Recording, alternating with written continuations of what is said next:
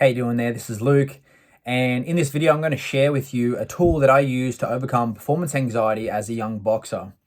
And what it is mentally rehearsing the worst case scenario.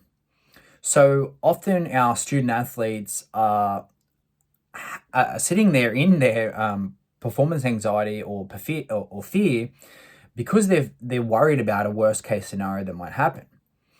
And how we do this, how you can help your student athlete or your teenager overcome their performance anxiety with this strategy.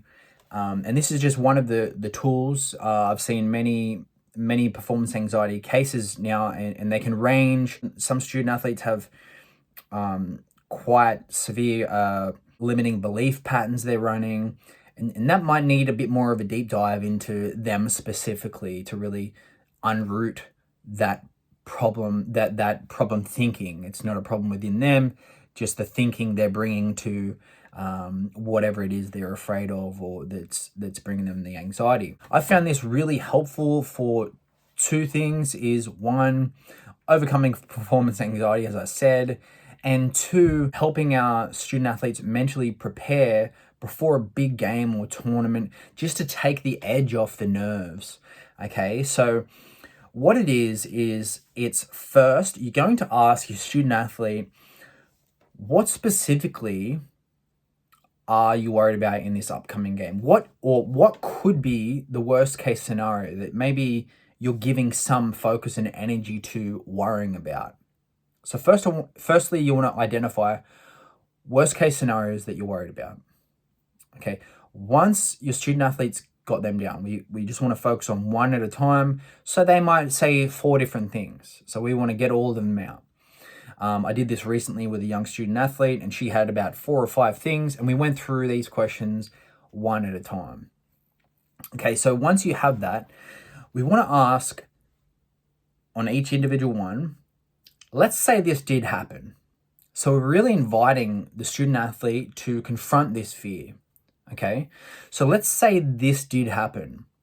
We want to ask them, just out of curiosity, what could you learn from this? How could this happening actually make you better in the long run? Now, this is a powerful question for a few reasons. It makes them think about how they can actually learn from this mistake or this thing happening, and that opens up a new pathway for them to look at it, a new way of looking at it as not such a bad thing. They can actually learn from this. Another thing it does is it presupposes that they're going to be in it for the long run, the long term, and that mistakes are a normal part of growth. So what could you learn from it? It presupposes that there is something to learn there. And this directs the student athlete's mind to look for the learnings in that potential worst case scenario. And this is a powerful way to think. Question number 2. Let's say that does happen. Let's say this does happen and you learn that. Okay, what can you do that's within your power to move on from this? What can you do that's within your power to move on from this, even if it did happen?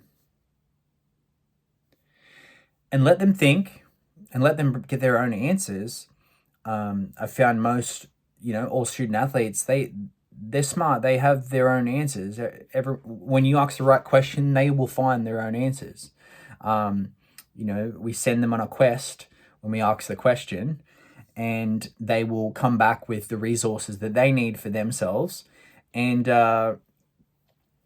when you ask that question, you send them on a quest, and they will find what they need. They will realize that even if this did happen, there is a path forward. They can move on from that.